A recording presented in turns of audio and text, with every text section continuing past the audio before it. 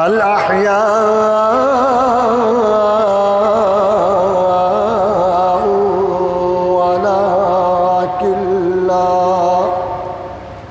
ولكن لا تشعرون. آمنت بالله وصدق الله مولانا العظيم وبلغنا وحبيبنا وطبيبنا وسيدنا وسندنا ومستندنا رسوله النبي الكريم الأمين. قال الله تبارك وتعالى في شأن نبينا مخبرا وآمرا: إن الله وملائكته يصلون على النبي يا أيها الذين آمنوا صلوا عليه وسلموا تسليما. اللهم صل وسلم على سيدنا ومولانا محمد وعلى آل سيدنا ومولانا محمد وبارك وسلم ثم صل عليه صلاة وسلاما عليك يا سيدي يا سيدي يا رسول الله، وسلم عليك وعلى آلك وصحابك يا سيدي يا حبيب الله. الصلاة والسلام عليك يا سيدي يا سيد المرسلين وعلى آلك وصحابك يا سيدي يا خاتم النبيين. يا رسول الله انظر حالنا، يا حبيب الله اسمع قالنا. إنني في بحر هم مغرق، خذ يدي ساهل لنا إشغالنا. يا ربي بالمصطفى بلغ مقاصدنا واغفر لنا ما مضى يا واسع الكرم. هو الحبيب الذي ترجى شفاعته لكل هول من الأحوال مقتحم. مولاي صل وسلم دائما أبدا على حبيبك خير الخلق كلهم.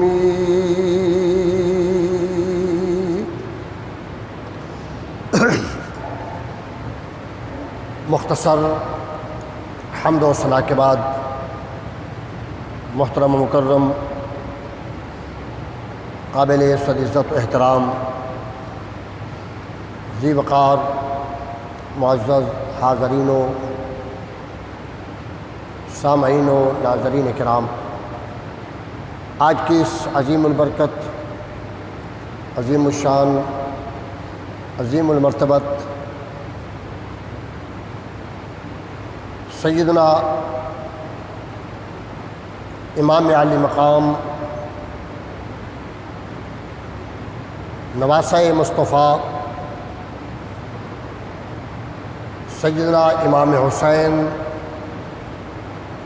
رضی اللہ تعالی عنہ کی یاد میں یہ پروقار محفل منعقد ہے.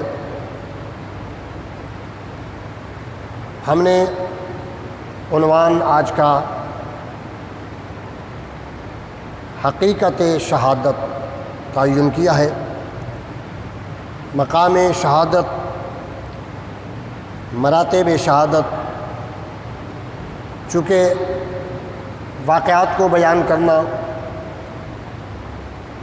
کافی طویل، ایک ایک فرد کی شہادت کو بیان کرنا کافی وقت چاہتا ہے، تو اگر مقصد شہادت اور حقیقت شہادت ہماری سمجھ میں آ جائے تو انشاءاللہ العزیز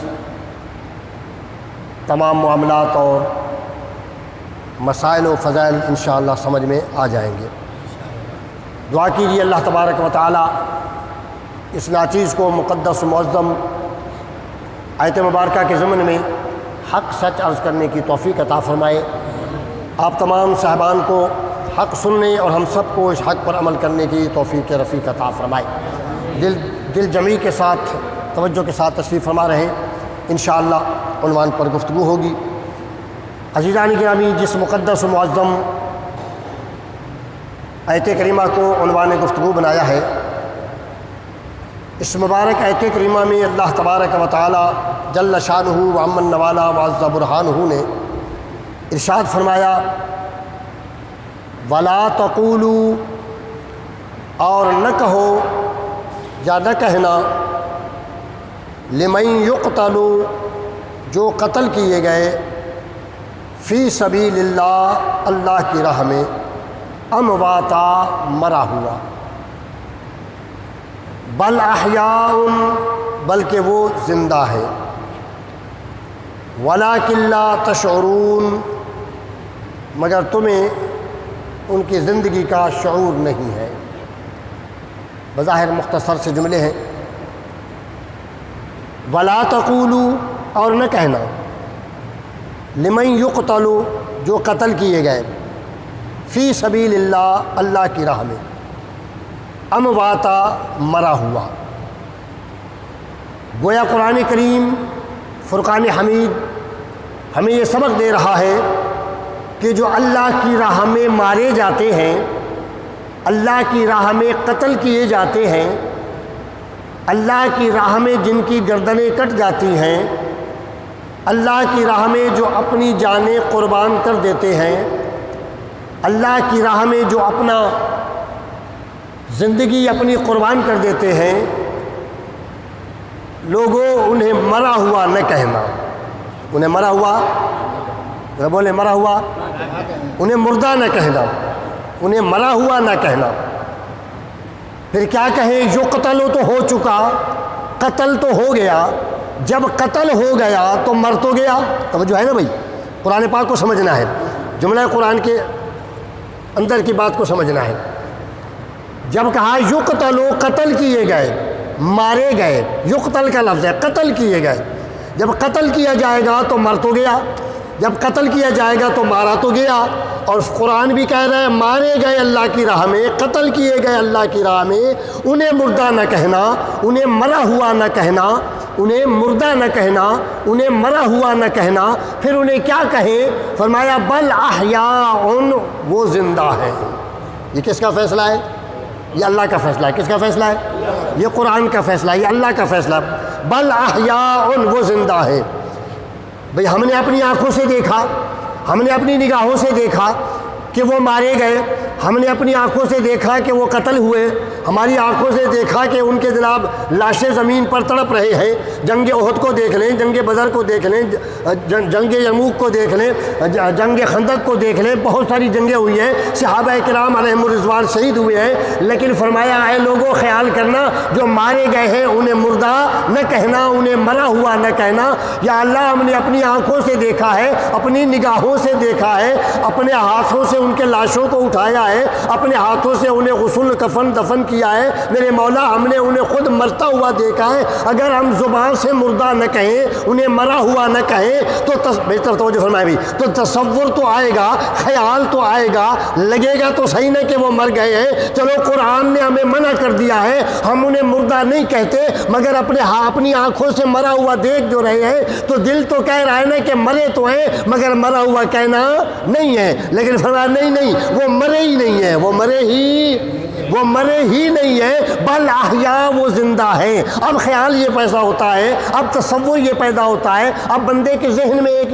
یہ خاکہ آتا ہے کہ بھئی زبان سے قرآن نے منع کیا ہے کہ کہنا تقولو، قول نہ کرنا، زبان سے نہ کہنا کہ وہ مر گئے ہیں، زبان سے تو نہیں کہتے، دل میں تو خیال آتا ہے، ذہن میں تو خیال آتا ہے، تصور تو آتا ہے نا کہ وہ مر گئے ہیں۔ فرمایا نہیں نہیں، دوسرے مقام پر فرمایا لا تحسبن الذین قتلوا فی سبیل اللہ امواتا، لا تحسبن الذین، تم احساس بھی نہ کرنا، تم گمان بھی نہ کرنا، تم محسوس بھی نہ کرنا، یقتل فی سبیل اللہ، جو اللہ کی راہ میں مارے گئے ہیں، بل احیاء، بلکہ وہ اونچا بولیں، بلکہ وہ بات کھلے کی طرف جب آپ بات کھلوائیں گے، بل احیاء، بلکہ وہ زندہ ہے۔ اب اگلا سوال پیدا ہوتا ہے، جو لوگ تصور کرتے ہیں اور اپنا عقیدہ پیش کرتے ہیں کہ جی وہ مرنے والے مر گئے، بات ختم ہو گئی، فرمایا نہیں نہیں، وہ کہتے ہیں جی جب یہ زندہ ہے تو زندہ کو تو خوراک بھی چاہیے، زندہ کو کھانا بھی چاہیے، زندہ کو پینا بھی چاہیے، زندہ کو جناب ہوا بھی چاہیے، زندہ کو تو تمام زندگی کی ضروریات درکار ہیں۔ یہ جتنے بھی شہید ہیں سارے مدفون ہوئے ہیں، قبروں میں دفن کیے گئے ہیں، انہیں خوراک بھی نہیں مل رہی، انہیں کھانا پینا بھی نہیں مل رہا، انہیں تصور بھی نہ کیا جائے، انہیں محسوس بھی نہ کیا جائے کہ یہ مر گئے ہیں، یہ کیسے ممکن ہے؟ قرآن کریم نے دو ٹوک الفاظ میں، قرآن کریم نے بڑے جناب سنجیدہ اور بڑے ہی فصیح الفاظ میں اعلان کیا، کیا فرمایا؟ فرمایا بل احیاء عند ربہم، یہ اپنے رب کے نزدیک زندہ ہے، یرزقون، یہ رزق بھی دیے جاتے ہیں۔ تمہارا یہ اعتراض بھی ختم ہو جائے کہ کیسے زندہ ہے، یرزقون عند ربہم، اپنے رب کے نزدیک یہ رزق بھی دیے جاتے ہیں۔ اب ذرا توجہ فرمائیے، وَلَا تَقُولُوا لِمَنْ يُقْتَلُ فِي سَبِيلِ اللَّهِ، جو اللہ کی راہ میں قتل کیے جائیں، جو اللہ کی راہ میں مارے جائیں، بل احیاء، انہیں مردہ نہ کہنا۔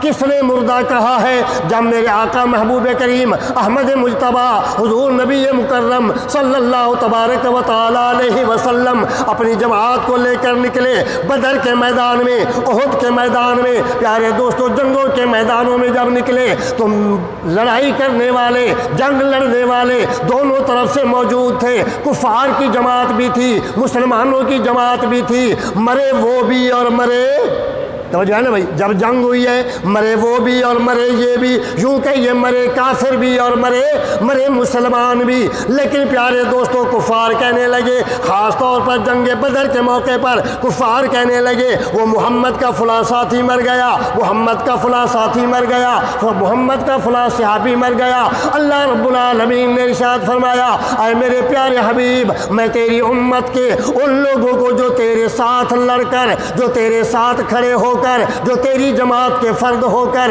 جو تیرے صحابی ہو کر، جو تیرا کلمہ پڑھنے والے ہو کر، جو تیرے سائے تلے آ کر تیری معیت اور تیرے ساتھ کھڑے ہو کر کفار سے جنگ لڑتے ہیں، کافروں کے ساتھ برسرے پیکار آتے ہیں۔ اور پیارے دوستو جب وہ اپنی جانیں قربان کرتے ہیں تو یہ کافر کیا کہتے ہیں؟ یہ کہتے ہیں کہ وہ مارے گئے، وہ مر گئے، وہ ختم ہو گئے۔ رب کائنات نے فرمایا نہیں نہیں، اے میرے پیارے محبوب اعلان عام کر دے، یقتل فی سبیل اللہ، جو اللہ کی راہ میں قتل کیے جاتے ہیں، امواتا، انہیں مردہ نہ کہنا، انہیں مردہ نہ کہنا۔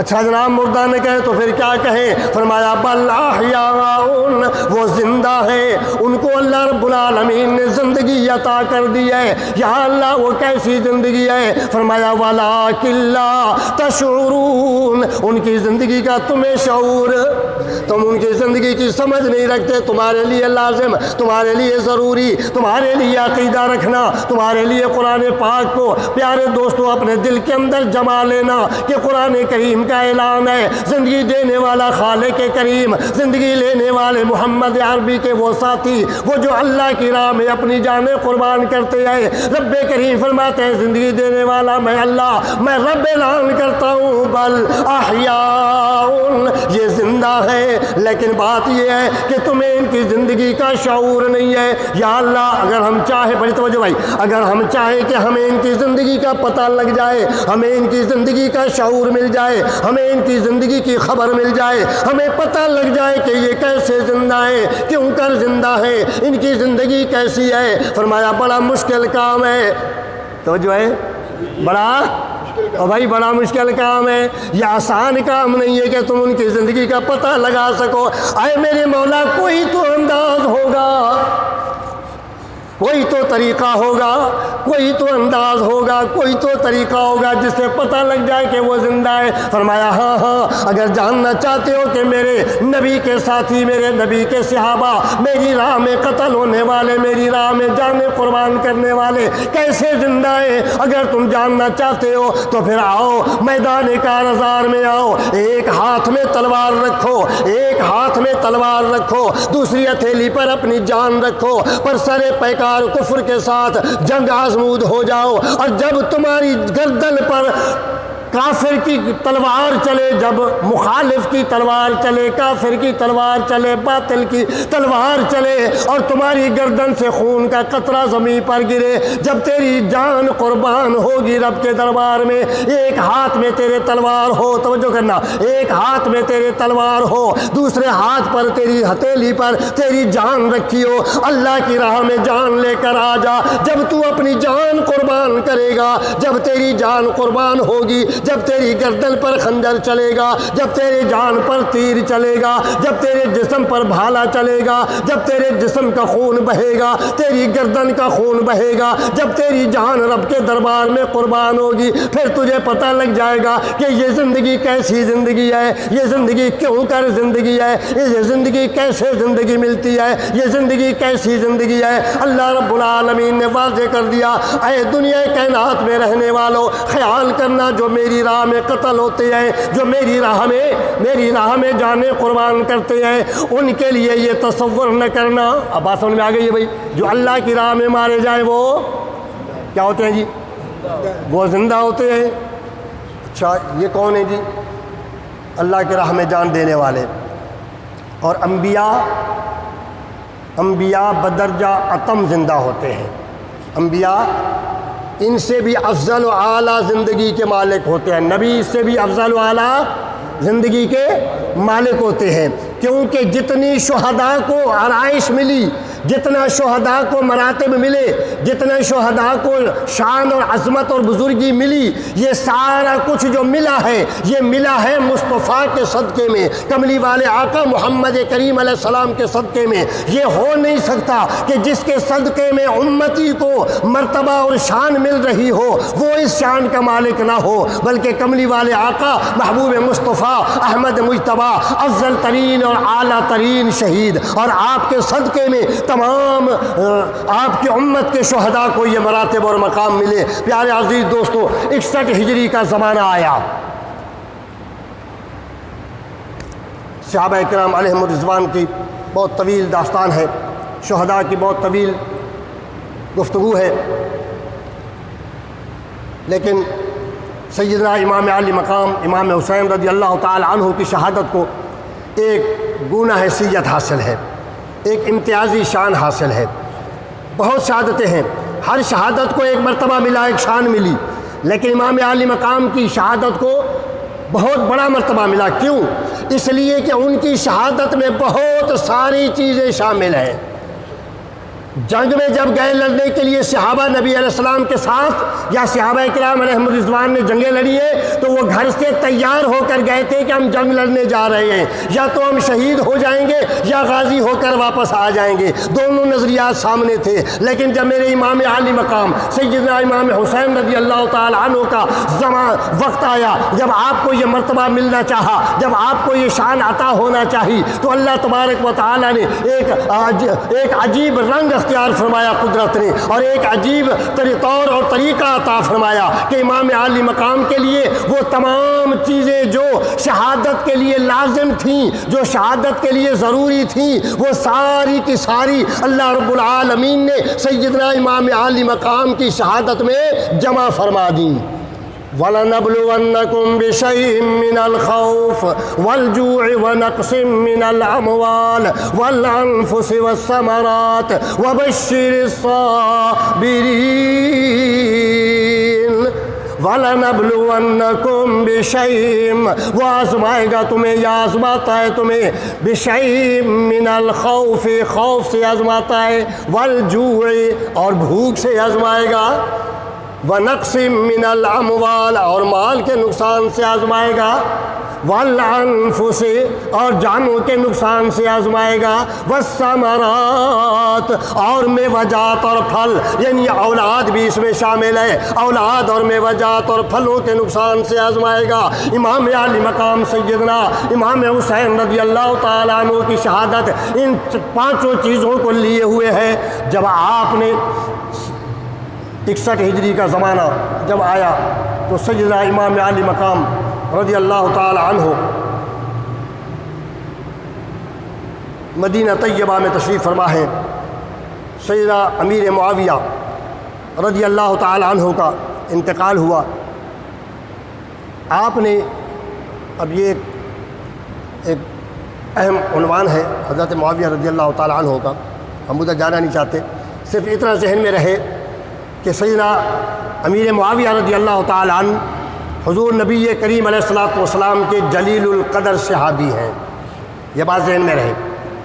کچھ لوگ یزید کی وجہ سے امیر معاویہ پر طعن کرتے ہیں، انہیں خیال کرنا چاہیے جلیل القدر صحابی ہیں، صرف صحابی نہیں ہیں بلکہ نبی دو عالم محبوب کریم علیہ الصلوۃ والسلام کے میر منشی ہیں، کاتب الوحی ہیں۔ وحی نازل ہوتی ہے، جبرائیل قرآن کریم لے کر آتے ہیں، میرے آقا علیہ الصلوۃ والسلام صحابہ کو کلام پاک کے آیات سناتے ہیں اور امیر معاویہ رضی اللہ تعالی عنہ سے فرماتے ہیں اے معاویہ ان کو لکھ لے۔ امیر معاویہ اس کو ہادی و مہدی ہیں، لمبی تفصیل میں نہیں جاتے۔ آپ نے یزید کو متعین کر دیا، خلیفہ مقرر کر دیا، بلکہ حکمران مقرر کر دیا، حاکم مقرر کر دیا۔ اس کے اندر کیا وجہ تھی؟ اس کے اندر بہت ساری وجوہات میں سے ایک وجہ سامنے ہم رکھ دیتے ہیں۔ وہ ایک وجہ یہ تھی کہ آپ کے خیال میں یہ تھا کہ اگر میں نے، چونکہ اس سے قبل سیدنا عثمان ذو النورین رضی اللہ تعالیٰ، عثمان غنی رضی اللہ تعالیٰ عنہ کے سلسلے میں بہت سارے معاملات اور بہت سارے مسائل جو ہے وہ برسر پیکار تھے آپ کے قصاص کے سلسلے میں۔ تو امیر معاویہ رضی اللہ تعالیٰ عنہ نے یہ خیال فرمایا اور یہ اجتہاد فرمایا کہ اگر خلافت کو ایسے ہی چھوڑ دیا تو بہت سارے مدعیان خلافت کھڑے ہو جائیں گے اور معاملات بڑے خراب ہو جائیں گے، امت ٹولوں میں بٹ جائے گی۔ ایک کو متعین کر دیتا ہوں، پھر اس کے بعد جیسا بھی ہوگا یہ اپنے فیصلے آپ کر لیں گے۔ تو آپ نے متعین کر دیا، یزید کو خلیفہ بنا دیا۔ لیکن خلیفہ بنانے سے پہلے جو وصیتیں کی سیدنا معاویہ امیر معاویہ رضی اللہ تعالی عنہ نے، ان وصیتوں میں یہ طے فرمایا، یزید کو بلا کر کہا بیٹا میں تجھے امت کی خاطر، تجھے امن کی خاطر، تجھے ملت کی یکجہتی کی خاطر، ملت کو بٹنے سے بچانے کے لیے تجھے میں خلافت دے رہا ہوں، تجھے میں تخت دے رہا ہوں، تجھے میں تاج دے رہا ہوں، تجھے میں حکمران بنا رہا ہوں۔ لیکن خیال کرنا کہ امام حسین رضی اللہ تعالی عنہ کے ساتھ اپنے مراسم اعلیٰ سے اعلیٰ رکھنا، جب تک امام حسین کو پہنا نہ لو خود نہ پہننا، جب تک امام حسین کو کھلا نہ لو تب تک خود نہ کھانا، جب تک امام حسین کی ضروریات پوری نہ کر لو تب تک سیدنا امام عالی مقام کی ضروریات پوری نہ کر لو، تب تک اپنی ضرورت کے لیے کوئی پیسہ، کوئی اپنی ضرورت کے لیے مال نہ نکالنا۔ امام عالی مقام امام حسین رضی اللہ تعالی عنہ نواسہ رسول ہے، خیال کرنا اور ان کی ہر بات پر لبیک کہنا، کوئی بھی مسئلہ درپیش آئے ان سے مشورہ کرنا۔ میرے عزیز دوستوں اور بزرگوں، جب یزید تخت نشین ہوا اس نے پہلا آرڈر جاری کیا کہ امام حسین سے میری بیعت لی جائے۔ امام عالی مقام رضی اللہ تعالی عنہ نے اور ان صحابہ کرام نے اس معیار کو پرکھا۔ آپ ذرا توجہ کیجیے گا، بات میں کھولنے لگا ہوں۔ پیارے عزیز دوستو، اس معیار کو پرکھا جس معیار پر سیدنا ابو بکر صدیق رضی اللہ تعالی عنہ کی بیعت ہوئی تھی، اس معیار کو پرکھا جس معیار پر سیدنا عمر ابن خطاب کی بیعت ہوئی تھی، اس معیار کو پرکھا جس معیار پر عثمان غنی ذو النورین کی جناب والا خلافت اور آپ کی بیعت ہوئی تھی، اس معیار کو پرکھا جس پر سیدنا امام علی مقام سیدنا مولا علی کرم اللہ وجہ الکریم کی بیعت ہوئی تھی۔ لیکن اس معیار پر یہ بیعت پوری نہیں اترتی تھی، اور پھر جناب انہوں نے جب یہ دیکھا جس کو نہ شریعت قبول کرے، نہ خلافت قبول کرے، نہ کوئی خلافت کا سابقہ دور قبول کرے۔ حضرت امام علی مقام رضی اللہ تعالیٰ عنہ نے، امام حسین رضی اللہ تعالیٰ عنہ نے انکار فرما دیا، عبداللہ ابن زبیر نے بھی انکار کر دیا، اسی طرح چند صحابہ نے انکار کر دیا۔ جب انکار کر دیا تو یزید کی طرف سے آرڈر آئے کہ جناب فوری طور پر امام حسین سے، عبداللہ ابن زبیر سے اور دیگر صحابہ کرام جنہوں نے بیعت نہیں کی ان سے بیعت لی جائے۔ سیدنا امام علی مقام رضی اللہ تعالیٰ عنہ نے فرمایا بات یہ ہے کہ شاہ است حسین، بادشاہ است حسین، دین است حسین، دین پناہ است حسین۔ اللہ کے نبی کے پیارے نواسے نے فرمایا یہ حسین وہ حسین ہے جسے کملی والے آقا محمد کریم علیہ السلام نے فرمایا الحسن والحسین سیدہ شباب اہل الجنہ، جن کو میرے آقا نے جنت کے جوانوں کا سردار قرار دیا۔ یہ ایک ایسے فاسق کی بیعت کر لیں، ایک فاجر کی بیعت کر لیں تو یہ شریعت کے لیے مناسب اور درست نہیں ہے۔ آپ نے بیعت سے انکار کر دیا، جناب یزید کا حکم آ گیا کہ یا تو بیعت لیں یا قتل کر دے۔ توجہ کرنا، میرے امام عالی مقام نے، پیارے دوستو، شعبان المعظم کی ابتدا تھی، میرے کملی والے آقا محبوب کریم علیہ السلام کے پیارے نواسا امام عالی مقام سیدنا امام حسین رضی اللہ تعالیٰ عنہ نے جناب مدینہ طیبہ سے سفر شروع فرمایا۔ کس بات کے لیے؟ کہیں ایسا نہ ہو کہ مجھ سے بیعت لینے کے لیے کریں، مجھ سے جنگ کریں، مجھ سے برسر پیکار ہو اور میرے آقا محبوب کریم علیہ السلام کا مدینہ پاک میرے خون سے آلودہ ہو۔ آپ نے سفر شروع فرمایا اور سفر کرتے کرتے آپ مکہ المکرمہ تشریف لے آئے، صرف اس بات کے لیے کہ مدینہ میرے خون سے کہیں رنگین نہ ہو جائے۔ میں اس کے ہاتھ پر بیعت کرنے والا نہیں ہوں، اس لیے کہ بیعت اگر میں نے کرنی ہوتی تو میں پہلے ہی بیعت کر لیتا۔ ابو بکر کی بیعت کے مطابق ہوتی، عمر کی بیعت کے مطابق ہوتی، عثمان کی بیعت کے مطابق ہوتی، مولا علی کی بیعت کے مطابق ہوتی تو میں بیعت کر لیتا۔ پتہ یہ چلا کہ سابقہ صحابہ کرام علیہم الرضوان، ابو بکر، عمر، عثمان کی بیعت حضرت سیدنا امام حسین کے لیے معیار دین تھا، معیار حق تھا۔ ان کے مطابق اگر بیعت ہو تو درست ہے، ان سے ہٹ کر ہو تو امام حسین کو قبول۔ جناب چل پڑے مدینہ طیبہ سے، سفر کرتے کرتے کرتے مکہ المکرمہ میں تشریف لے آئے۔ جب مکہ مکرمہ تشریف لے آئے تو کوفہ میں تمام شیعان علی، جو اپنے آپ کو علی کا گروہ کہتے، جو اپنے آپ کو علی کی جماعت کہتے، جو اپنے آپ کو علی کے دیوانے کہتے، اپنے آپ کو علی کے پروانے کہتے، انہیں بھی معلوم ہو گیا کہ حضرت امام حسین رضی اللہ تعالیٰ عنہ نے بیعت یزید کی نہیں کی ہے، بیعت سے انکار کر دیا ہے اور فرما دیا میں اس کی بیعت نہیں کروں گا۔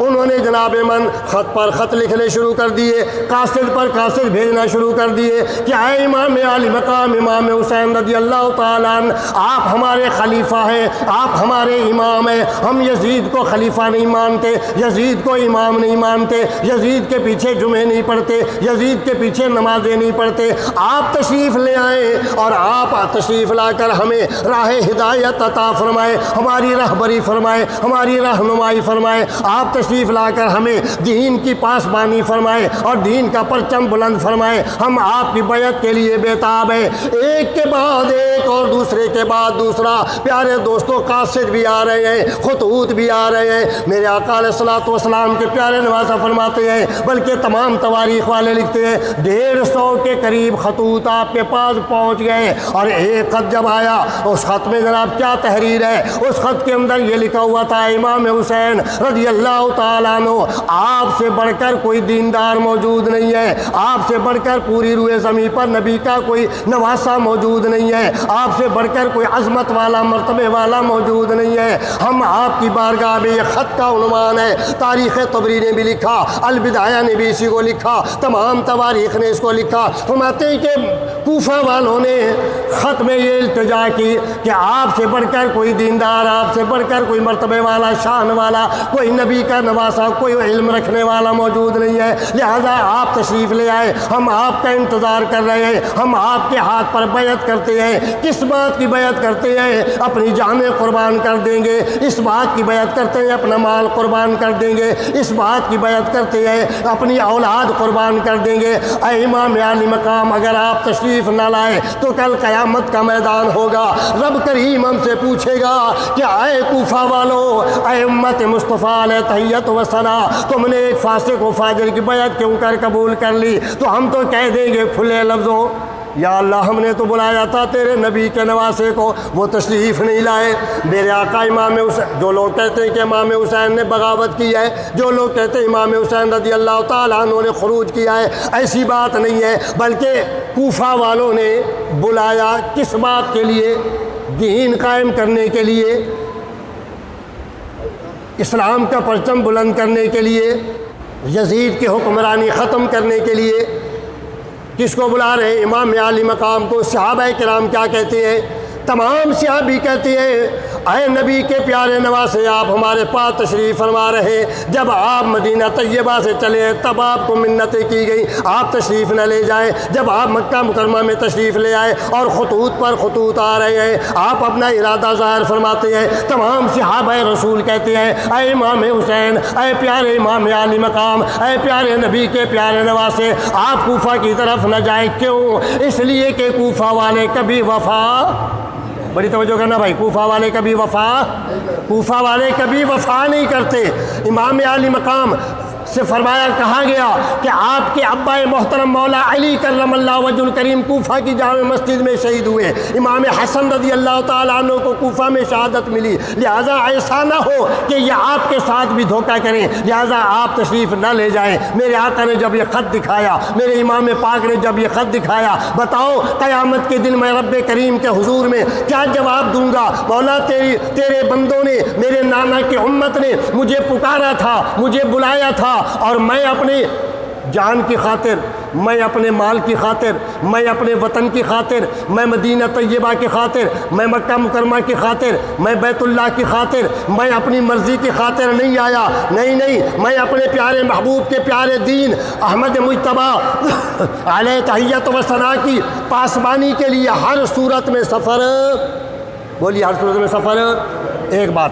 دوسری بات، جب آپ کی ولادت باسعادت ہوئی، امام حسین رضی اللہ تعالیٰ عنہ، حضرت امام حسن رضی اللہ تعالیٰ عنہ، میرے پیارے آقا محبوب کریم علیہ الصلوۃ والسلام نے ایک گود میں، ایک ران پر سیدنا امام حسن کو بٹھایا ہوا ہے، ایک ران پر امام حسین رضی اللہ تعالیٰ عنہ کو بٹھایا ہوا ہے. حضرت سیدنا امام حسن رضی اللہ تعالیٰ عنہ کی پیشانی کو بوسہ دیتے ہیں، سیدنا امام حسین رضی اللہ تعالیٰ عنہ کی گردن مبارک کو بوسہ دیتے ہیں. اللہ اللہ. حضرت سیدہ فاطمہ زہرا طیبہ طاہرہ رضی اللہ تعالیٰ عنہ عرض کرتی ہیں، ابا جان کیا معاملہ ہے؟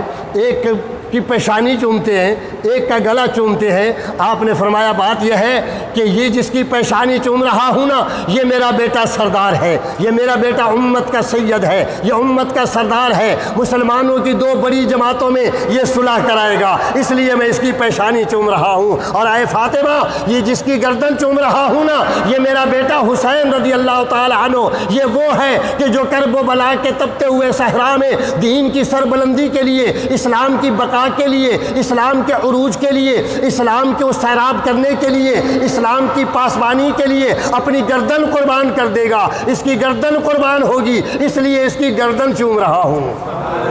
گویا پہلے سے معلوم تھا کہ یہ کرب و بلا کا واقعہ پیش آئے گا. یہ کوئی حادثہ نہیں ہوا، یہ کوئی ایسی بات نہیں ہوئی ہے کہ بس آنن فانن یہ ہو گیا، ایسا نہیں ہوا، بلکہ پورے کا پورا اہتمام تھا. یہاں تک کہ جبرائیل امین جب آئے اور میرے آقا علیہ الصلوۃ والسلام کی گود میں امام حسین رضی اللہ تعالی عنہ پیارے دوستوں موجود تھے. میرے آقا کبھی آپ کے پیشانی کو چومتے ہیں، کبھی گلے کو چومتے ہیں، کبھی سینے سے لگاتے ہیں. اللہ رب العالمین کی طرف سے آنے والا فرشتہ جب اس لاڈ و پیار کو دیکھتا ہے تو کہتا ہے یا رسول اللہ، اے پیارے محبوب مصطفیٰ، آپ اس بیٹے سے بہت زیادہ، اس نواسے سے بہت زیادہ محبت، بہت زیادہ پیار کرتے ہیں. فرمایا ہاں، یہ مجھے بڑا محبوب ہے. الحسین منی وانا من الحسین، حسین مجھ سے ہے اور میں میں حسین سے ہوں لہٰذا مجھے بڑا محبوب ہے۔ فرمایا محبوبہ جتنا یہ آپ کو محبوب ہے یہ اللہ کو بھی اتنا ہی محبوب ہے، جتنا یہ آپ کو پیارا ہے اللہ کو بھی اتنا ہی پیارا ہے۔ جو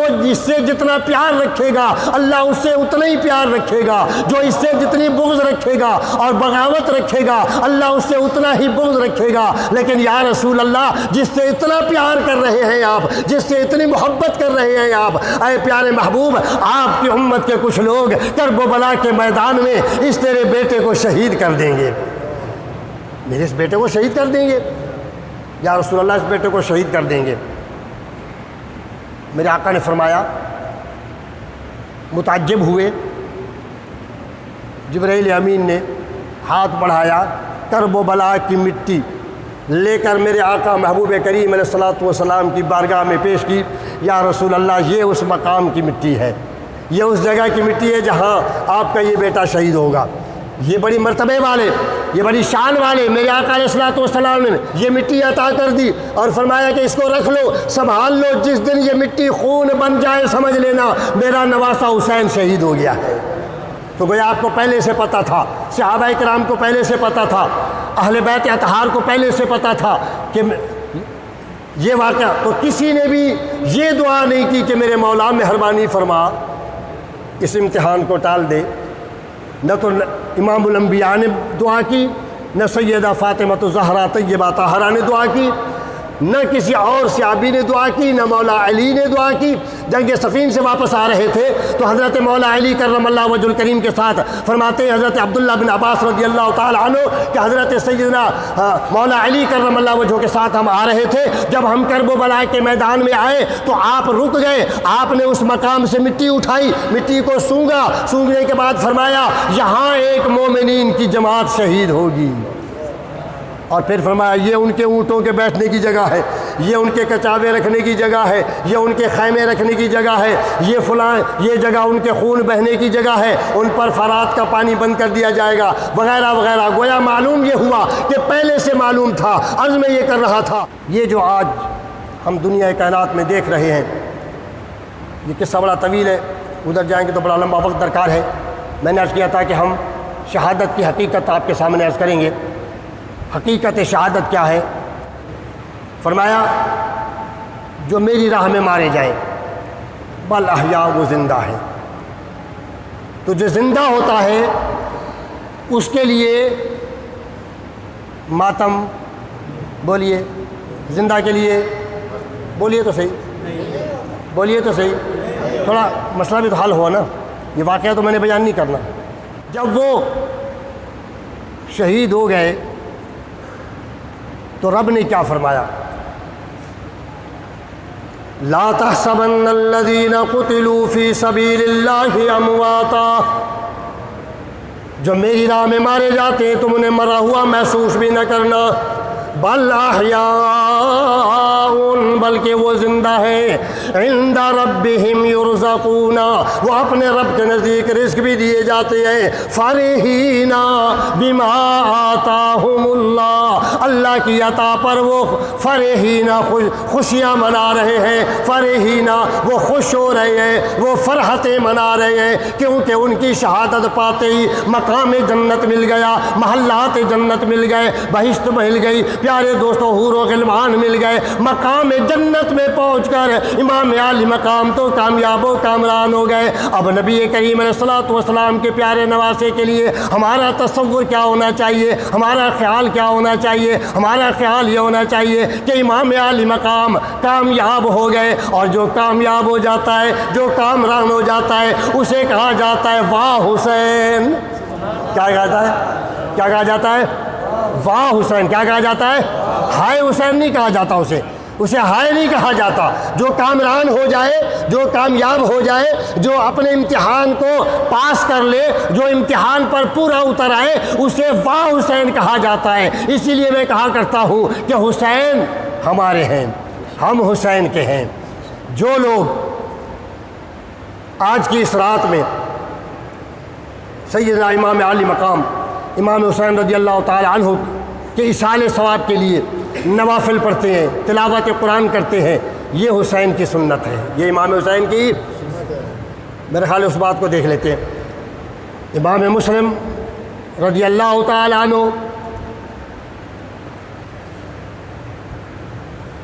آرڈر جاری ہو گئے، فوجیں نکل پڑیں، آپ نے جنگ بھی کی، آپ لڑے بھی، لیکن بالآخر کوفیوں نے ساتھ چھوڑ دیا۔ جب کوفیوں نے ساتھ چھوڑ دیا تو امام مسلم رضی اللہ تعالیٰ عنہ کی شہادت واقع ہو گئی، آپ کو شہید کر دیا۔ اب تفصیل میں جائیں گے تو لمبا وقت درکار ہے، اتنی بات ذہن میں آ جائے کہ یہ شہادت کیوں واقع ہوئی، امام عالی مقام نے کیوں سفر کیا، ہمیں کیا سبق دیا؟ ہمیں سبق یہ دیا کہ اے میرے نبی کے امتیوں، اے میرے نبی کے ماننے والوں، جب دین پر کوئی آنچ آنے لگے، جب دین پر کوئی بات آنے لگے، جب اسلام پر کوئی بات آنے لگے، جب میرے نبی کی اور میرے نانا کی سنت پر کوئی بات آنے لگے، جب شریعت پر کوئی داغ آنے لگے، جب شریعت پر کوئی دھبا آنے لگے، تو گھر نہ بیٹھے رہنا بلکہ سفر بھی کرنا پڑے تو مدینہ جیسا شہر بھی چھوڑنا پڑے تو مدینے جیسا شہر بھی چھوڑ دینا، مکہ مکرمہ جیسا مقام بھی چھوڑنا پڑے مکہ مکرمہ جیسا مقام بھی چھوڑ دینا، کرب و بلا جیسے مقام پر بھی آنا پڑے تو کرب و بلا جیسے مقام پر بھی آ جانا، اگر بھانجے بھتیجے شہید کرانے پڑے تو بھانجے بھتیجے بھی شہید کرا دینا، اگر بچے شہید کرانا پڑے تو اپنے بیٹے بھی شہید کرا دینا، اگر مال بھی قربان کرنا پڑے تو مال بھی قربان کر دینا، گویا دریغ نہ کرنا، جان قربان کرنے، مال قربان کرنے، وطن قربان کرنے سے کوئی چیز پیاری نہ کرنا، نبی کے دین پر اپنی جان قربان کر دینا۔ میرے دوستو، جب اس کرب و بلا کے میدان میں سیدنا امام علی مقام امام حسین رضی اللہ تعالی عنہ اپنے ساتھیوں کو تیار کر کے 72 نفوس ہیں، بعض نے 73 لکھے، بعض نے 71 شہید لکھے۔ اب 71 شہیدوں کی شہادت کو کس انداز میں بیان کیا جائے؟ ایک ایک کر کے آتے رہے، کوفیوں کی گردنیں اڑاتے رہے، جامِ شہادت نوش کرتے رہے۔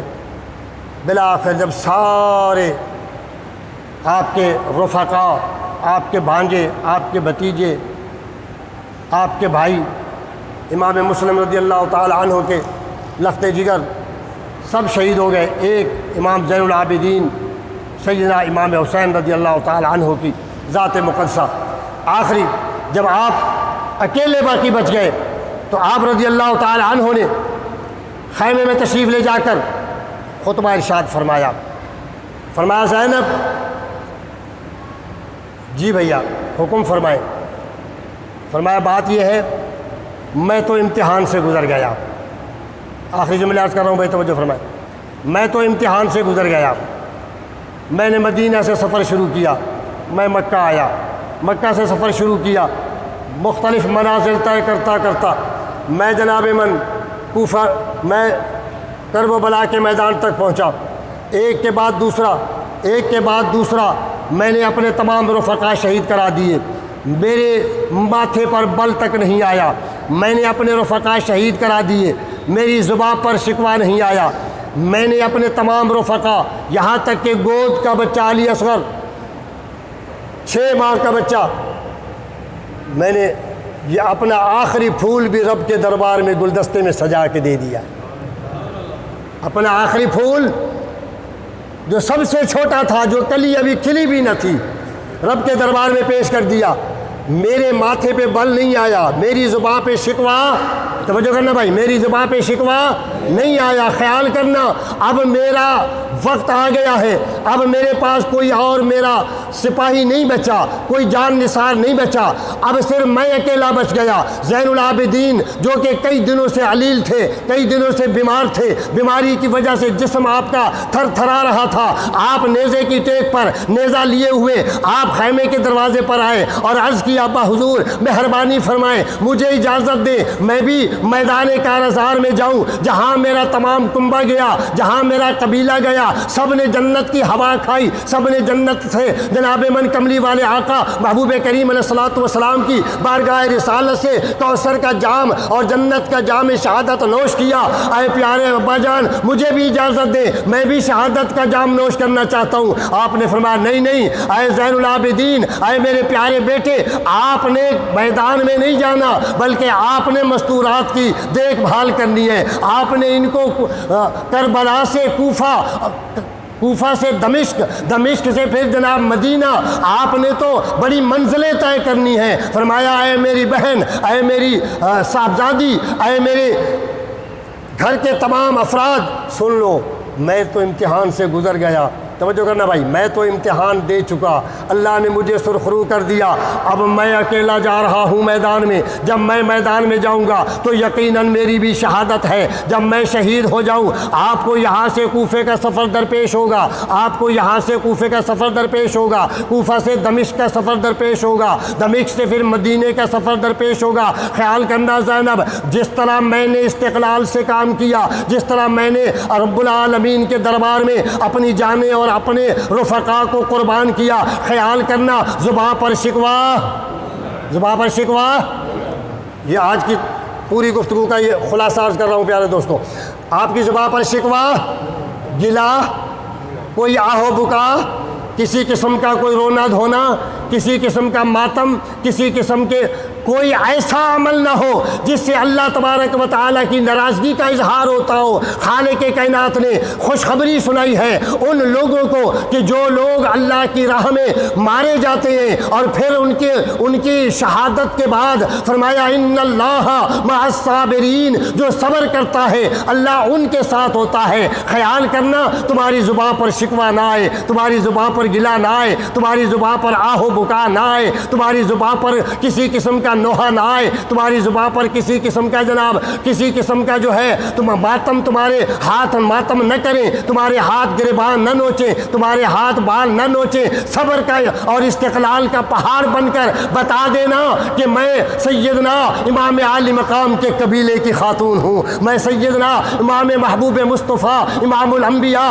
آمنہ کلال کملی والے محمد الرسول اللہ کے گلشن رسالت کا پھول ہوں۔ پتہ چل جائے کہ ان کی صرف مرد ہی بہادر نہیں ہے بلکہ خواتین بھی۔ اللہ اکبر کبیرہ۔ آیت کریمہ کا ترجمہ کروں اور بات کو سمیٹے۔ اللہ رب العالمین نے ارشاد فرمایا لا تقولوا لمن يقتل في سبيل الله اموات، جو اللہ کی راہ میں مارے جاتے ہیں انہیں مردہ نہ کہنا۔ یا الہ العالمین انہیں کیا کہیں؟ فرمایا بل احیاء، بلکہ وہ زندہ ہیں، اور جو زندہ ہوتے ہیں رب کریم فرماتا ہے انہیں میں انہیں رزق بھی عطا کرتا ہوں۔ فرحینا، وہ خوشیاں منا رہے ہیں۔ آج کی رات میرے امام عالی مقام نے پیارے دوستو ان آنے والے فوجیوں سے ابن سعد سے مانگی، اس غرض سے مانگی کہ خیال کرو مجھے آج کی رات اللہ کی عبادت کرنے دو۔ پوری رات میرے پیارے امام عالی مقام نے نوافل پڑھنے میں، تلاوت قرآن پاک میں، مناجات کرنے میں، دعائیں کرنے میں گزار دی ہیں۔ آپ بھی خیال کرنا کہ اپنے پیارے محبوب کریم علیہ السلام کے پیارے نواسے کی سنت پر عمل کرتے ہوئے آج کی رات گلی کوچوں میں نہیں، گلی کوچوں میں کیا کرنا ہے؟ آج کی رات عبادت میں، آج کی رات تلاوت میں، آج کی رات نوافل میں، آج کی رات ذکر و اذکار میں، آج کی رات رب العالمین کے پیارے محبوب سیدنا محبوب مصطفیٰ کے پیارے نواسے کے لیے نوافل پڑھ کر، تلاوت کر کے، قرآن کریم پڑھ کر، درود پاک پڑھ کر، نوافل پڑھ کر، تسبیح پڑھ کر، اللہ کی حمد و ثنا کر کے آپ کے دربار میں نذرانہ عقیدت پیش کریں، آپ کے حضور میں ایصال ثواب کریں۔ کل کا دن 10ویں محرم کا دن ہے، مقام نے جام شہادت نوش فرمایا۔ پیارے عزیز دوستو، اللہ تبارک و تعالی سیدنا امام عالی مقام امام حسین رضی اللہ تعالی عنہ کے صدقے میں ہم سب کو اسوہ حسینی پر عمل کرنے کی توفیق عطا فرمائے۔ ہم سب کو امام عالی مقام سیدنا امام حسین رضی اللہ تعالی عنہ کے نقش قدم پر چلنے کی توفیق عطا فرمائے۔ دین کی سربلندی کے لیے، اسلام کی بقا، اسلام کی بہبود، اسلام کی ترویج کے لیے رب العالمین ہم سب کو اپنی جان مال، اپنا دھن من، اپنا تن، اپنا سب کچھ قربان کر کے اسلام کو پروان چڑھانے کی توفیق عطا فرمائے۔ آمین ثم آمین۔ وآخر دعوانا